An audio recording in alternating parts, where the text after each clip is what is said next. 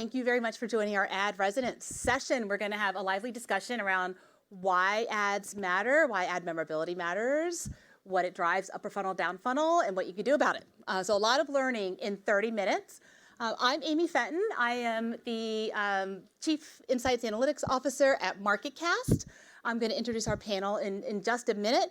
First, I'm going to kick it off with just a few slides to really ground us and do a little background on why are we talking about ad resonance, why is it important, what does it mean?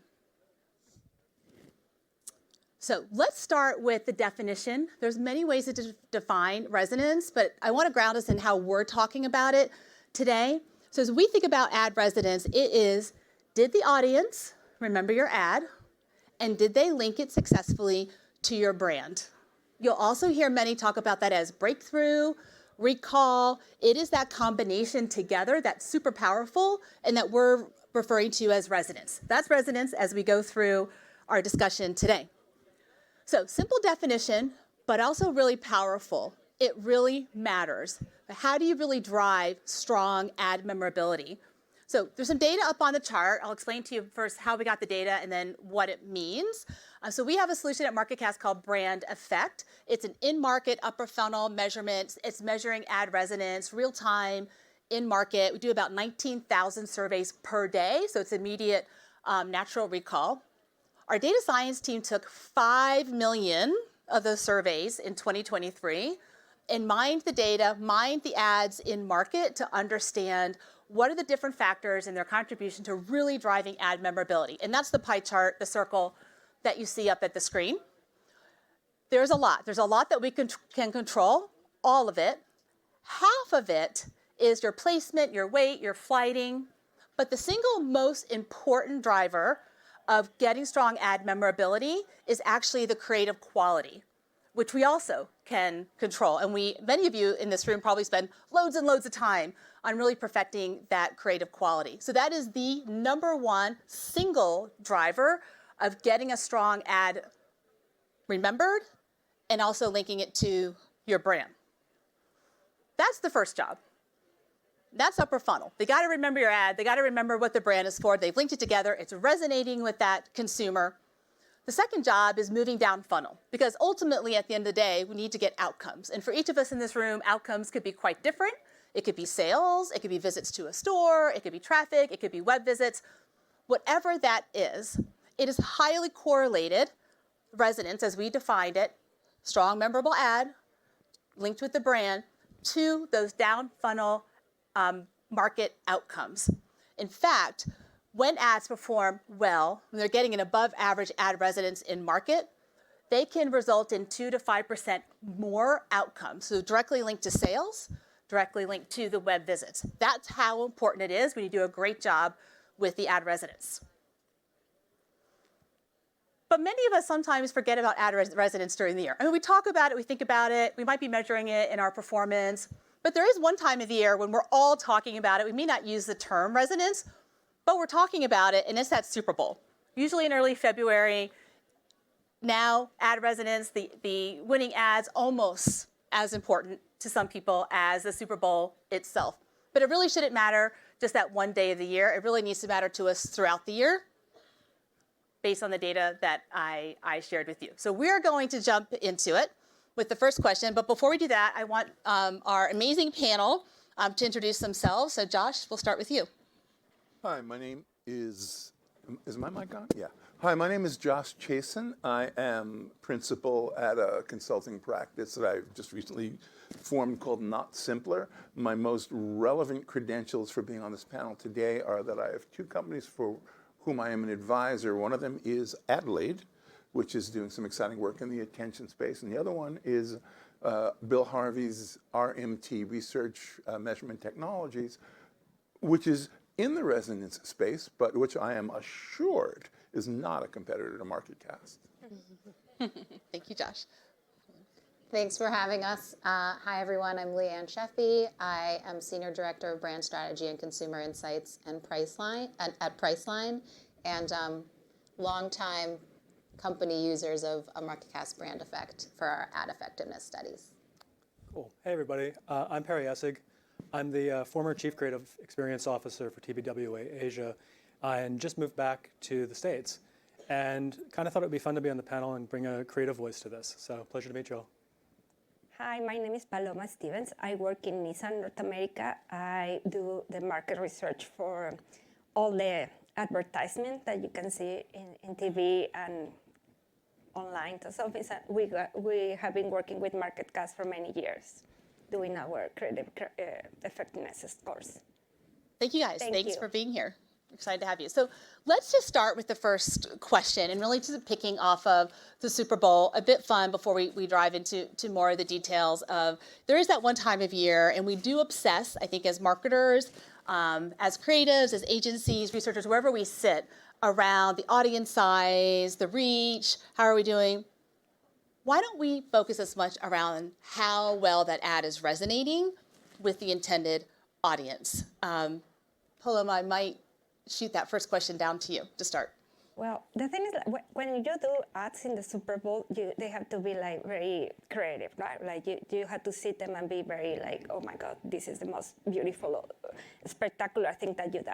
But you need to, sometimes you have that kind of creatives, but you don't have any brand linkage of people that doesn't make any, like resonate with your brand. So you have to be very careful with that. Like we always try to have like this super nice creative thing, like people get impactful. But the idea is like we need to put the brand there, and people needs to recall your brand, needs to recall to your message. That way you are gonna have this breakthrough. So sometimes it's not. It's more than just like having impactful ads that you can have in the Super Bowl, because sometimes, I don't know what happened to you, but after 1 year, you can recall that somebody was in that ad or something, but then you never recall the brand. You never recall what was the message or what they were selling. So that is very important elements that you have always to take in mind. The money's got to work for you. You're spending a lot of money. Lots. They need to remember the ad, link it to the brand, Yes. otherwise what are we doing? Yes. So advertisers, marketing, we completely get it. Perry, as a creative expert, thinking about it from that creative lens, what are your thoughts on? Are we, why don't we focus on it more throughout the year, or do we? Well, I think we do focus, and I think that's the goal of every creative, is to do an ad that resonates. That's 100% of the time that's the case. But the Super Bowl, you teach to the test, right? So it's the one time a year everyone's paying attention to the creative, and that's the main thing, and that's the thing that gets talked about in the USA Today meter and all that kind of good stuff. So there's all this focus on the creative. Everyone loves it. Everyone pays attention to it. The rest of the year, everyone's like, well, okay, there are other factors we have to consider. We have to do X, Y, and Z. So I think it's a little bit of this is the spotlight, but when the spotlight's off, people don't pay as much attention. Yeah, I think you're right. Leanne, coming from an advertiser point of view? I think the Super Bowl is rightfully a moment for our industry to focus on the power of creativity. It's such a high stakes, high visibility moment for so many advertisers. I'd actually argue creativity is very much a focus throughout the industry all year long, but very rarely are we always connecting that to resonance, to the actual impact of that creativity. Is it delivering on the breakthrough, the brand linkage that a brand is looking for? That ultimately needs to be a part of the conversation. It needs to be creativity and craft towards an end. And that's the part that I think sometimes gets lost. Build your brands. Yep. Money's working harder for you. Yeah. So let's pivot off of that background. Josh, I'm going to turn to you. You wrote an amazing article around the importance of ad resonance. With so much proliferation happening in the market today, I mean, each GRP is having to work harder. It's just harder and harder to break through. How are we doing as an industry, really thinking about ad resonance, measuring it, and ensuring that we're getting it at the end of the day? What do you think that opportunity is for us? Well, I think we're starting to wise up to the importance of it. So here's the thing, like in media math from the beginning of time, here's a face, here's a screen, okay? And this is how this is how advertising works, how media measurement works. How many of these were there? How many faces were there? That's reach. How many times did they see this thing? That's frequency. How many of these were there, right? Those are gross impressions. And all the metrics in advertising have been made out of that stuff. But it is now increasingly important for us to start thinking about what's going on in here, right? Like, not every impression is created equal. And it used to be media planning and buying was easy. 1973, the top-rated TV show is All in the Family, 33 rating. Not the top episode, all season, 33, okay? Now, if you get a 0.7, you've got a hit on your hands. So media are so fragmented. And then on top of that, there are fewer exposures because we all know that viewing is migrating to streaming. You can pay your way out of spots on most of the streaming packages, right? There are tiers with less to no advertising. And we also know that we as consumers have a lower tolerance for spot load in streaming. So we've got the situation where presumably you still want to reach the same number of customers, so your reach has to stay the same. There's going to be less impressions available, and if reach stays the same, frequency has to go down. It's a tautology. So now the question becomes, how do you make those impressions work harder? And it turns out that the cognitive experience the consumer has with the creative is the answer to that problem. And that's the thing that we call resonance. Well said. Thank you for that. I practice. You did well. You did well.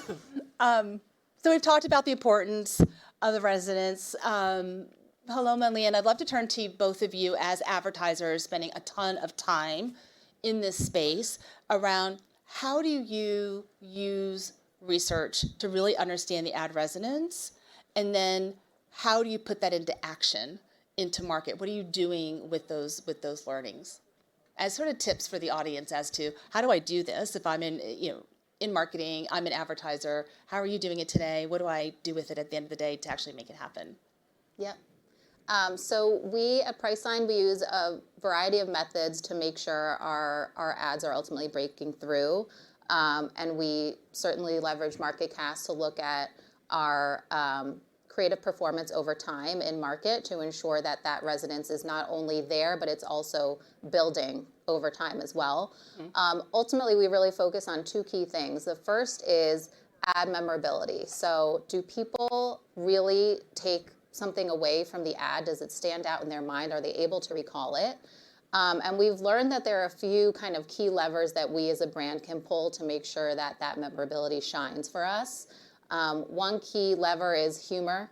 Just that entertainment value and emotion is always the most powerful creative lever that we can pull. It's also just really signature to our brand is that just level of levity that we bring to the category in an otherwise sometimes somewhat more kind of wistful or wanderlusty category. We try to bring just that level of levity and humor. Another element for us is making sure the brand is the hero of the story. And now that might sound obvious, but sometimes that can get clouded if you're thinking about product benefits and RTBs and other messages that you want to really shine in your creative. So making sure that we are coming forward with a clear problem for the consumer and a clear role for our brand, Priceline. And oftentimes for us, that has to do with the things that hold you back from traveling. And very often that comes down to price, and Priceline's kind of core deals proposition is ultimately the solution to that problem. So making sure that that problem solution is really front and center helps us not only drive memorability, but also drive brand linkage, which is the second piece that we really often focus on. There's so much misattribution in our category. All travel ads look the same. That's just the reality. You really have to focus on making your brand look distinctive and different. And so for that, we lean on not just our tone, not just the kind of problem solution construct, but also some of our distinctive brand elements. That includes Kaylee Cuoco, who's our celebrity spokesperson, who's a very kind of core element of our brand that ultimately allows people to tie the creative back to Priceline.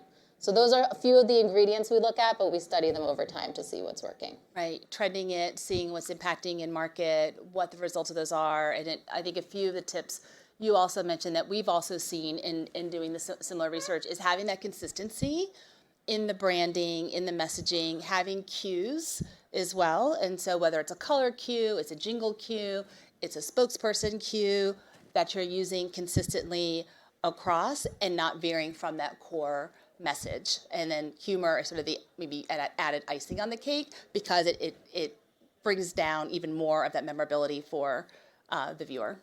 Totally agree. Paloma, how about you? So for us, it's like, like we are in a very competitive market. There is like a lot of brands, like automotive brands, they are doing research. They are doing creative right now. So the feedback that we always have is like, oh, this ad looks the same like other ads. So that is like, believe it or not, we listen and we try to understand how we can break through. So it's very important to have the car has to be the hero for us, right? Because if not, like we are selling cars. At the end, we need to sell cars. So we had to focus on that. But then we had to focus also in have like the brand there too, because if not, there is a lot of misattribution.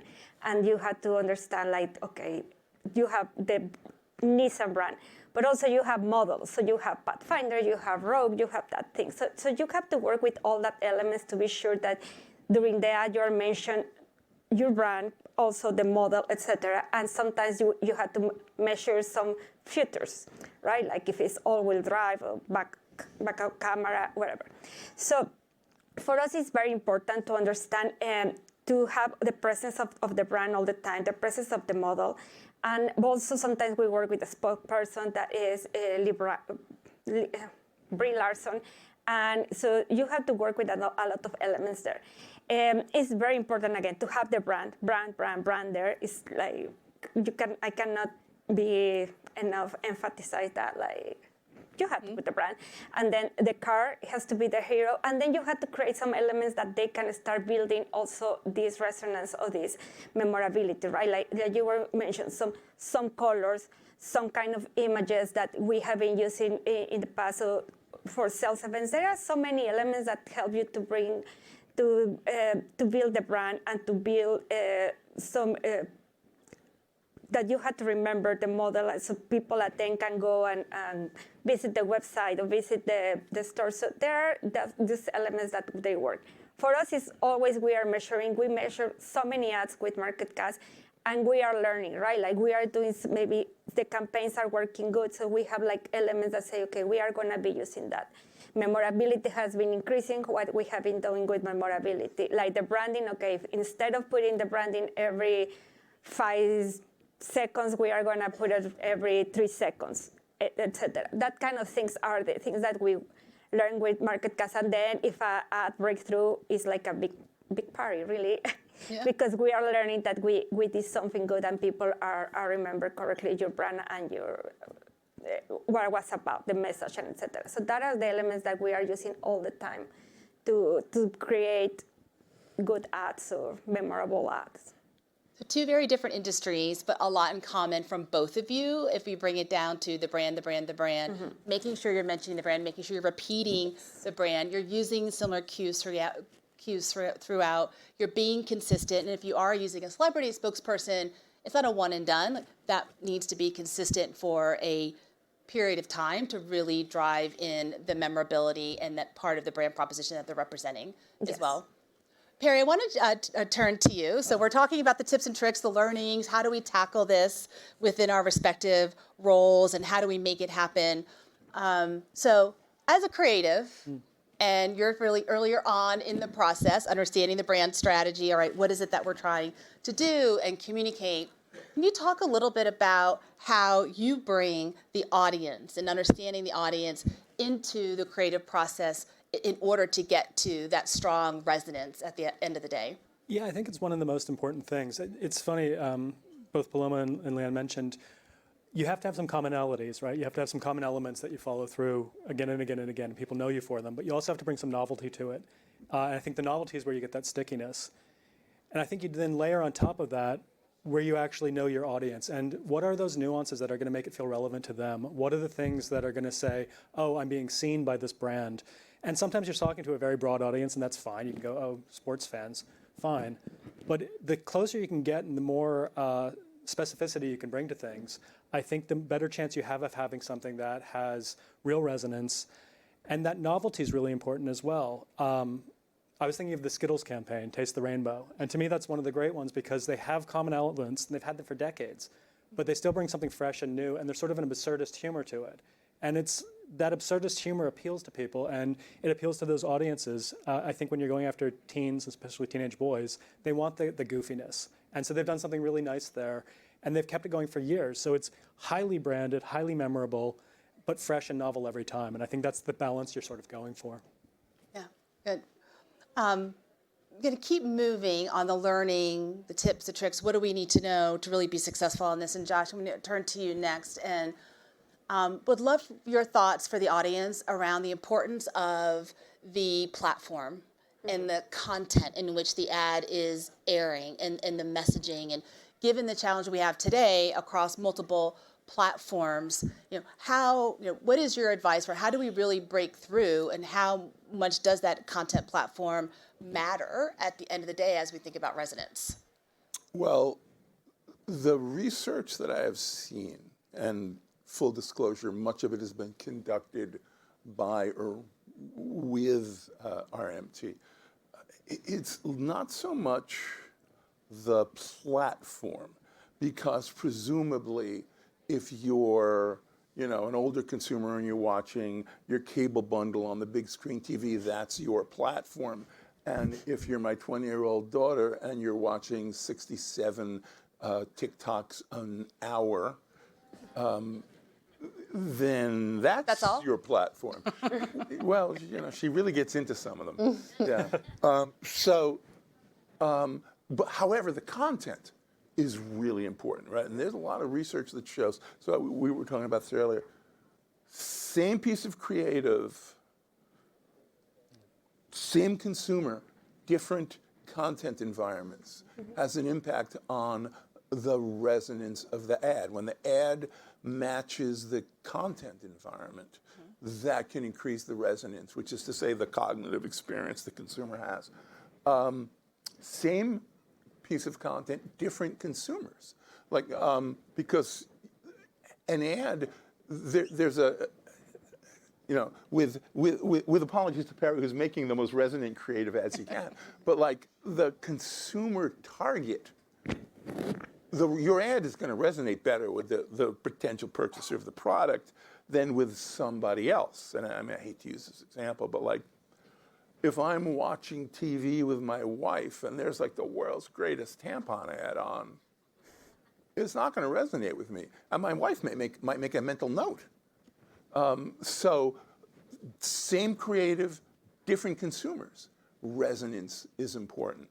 And the best thing you can have, again, according to some research that's been done, is an alignment in resonance between the content, the creative, and the consumer. Gotcha. Right ad, right show, right consumer. Right show, right ad, right consumer. So that's those are three. Threes are easy to remember. Right ad, right show, right ad, right consumer. Yeah. Paloma and Leanne, I want to, Leanne, go back to you for just a minute. Again, from an advertiser standpoint, in thinking about what Josh said, thinking about the different content platforms. I know, particularly for Nissan, a lot happening on TikTok and a number of the platforms. When you approach developing the ad and thinking about the resonance, how does that differ for you as advertisers in terms of how you're approaching the ad development or measurement in market to make sure you're really resonating well on that given platform? Is it different from what you've shared with us already? I think ultimately consistency is key. So we strive to establish a broader creative language that enables us to serve people content that ultimately helps them connect that ad back to Priceline, regardless of what platform they're consuming on. So that is where key things like some of our distinctive brand elements come in, whether it's our signature Priceline Blue, or our, spokesperson Kaylee, or even weaving in our sonic branding, which we've started to lean into more in recent years as part of our Go to Your Happy Price brand platform, which we recently launched a couple years ago. That said, there's always an opportunity to tailor your message and your creative per platform. And so for us, that comes down to also specific travel occasions and moments and how they might differ per audience, per platform. We know that our Gen Z and millennial travelers, they really gravitate towards off the beaten path, kind of undiscovered, hidden gem experiences. And so when we show up in platforms like social media, we make sure that we are contextualizing Priceline in that environment. Whereas when we show up in more traditional media and in linear, we try to think about, for example, our family traveler and some of the contextual travel cues that might be most important to them. But it's really key for that always to fall under the broader umbrella for us, which is go to your happy price. That's our deal proposition, and connect that to kind of one key message across every channel. Paloma, anything to add?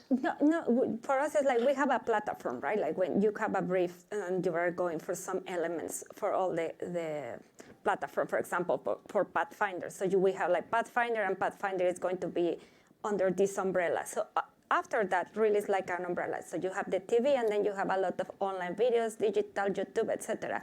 But it's like you are consistent with that.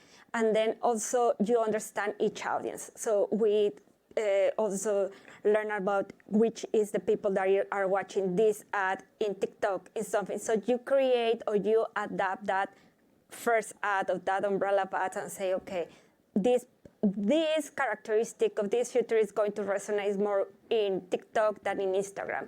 In Instagram, we had to do this and that. So that is the kind of things. But at the end, you are trying that all the elements that you are using for the big umbrella, for the big TV ad, are the same that you are using in all the platforms, and they are very different. You need to be there very differentiated for the kind of audience. So it's always like you were saying, like the correct ad for the correct people to see it, the correct message for each audience. Right. So again, very consistent what we've talked about, but the ad that you've added in is being differentiated and really understanding that platform and the content and the audience, and not staying true to your core, but then finding a way to pivot to really be relevant to that audience across each of the platforms, which just really makes our jobs harder because there's so much more out there, and next year there'll be even more for us as marketers and advertisers. Okay, with the time that we have left, I would like for us to just go one by one and talk about what is your most memorable ad and why. So Paloma, I'm going to start down with you again. Well, for me, was the one that was running last year in the Super Bowl, but for the Hispanic market. And we use Marcelo from Saturday Night Live. And if you have chance, watch it. The name is El Test Drive. I think that has like a very incredible insight from the Hispanic community that was all of there all the time, and the branding and the memorability was very high. So it was one of that has the best scores in market and in ad effect. So if you have a chance, please watch it. For me, it's my favorite so far. I'm going to watch it. Perry. Cool. I used to run the Singapore Airlines account in Singapore, and I guess it's not technically an ad, but we did the safety video, and I know it's been watched by tens of millions of people for the last 6 or 7 years every day. So it's something that we did a really nice job on trying to make it relevant to people. And I think the context that Josh was talking about is exactly right. It's people either going on an exciting trip or coming home. And so it really resonates with people every time they see it. Leanne? I would say for us, we've seen great success since the launch of our new brand platform, Go to Your Happy Price, over the last couple of years. And that really comes down to reminding people about the role of Priceline in their lives, which is that by enabling you to get a great trip at a great price, you can ultimately afford to travel even more. And we hope to continue telling that story over the years to come. You can bring us home in 2 seconds. So, 2 seconds, literally. So when I was like late teens, early 20s, there was a local bank in New York City called Dry Dock Savings Bank. And their tagline was, because nothing feels better than money in the bank. And I thought that was great, because every time I saw that, I would say, no shizzle, right? Like, Love it. Thank you guys very, very much Thank you for so much. being here. I hope you guys learned something.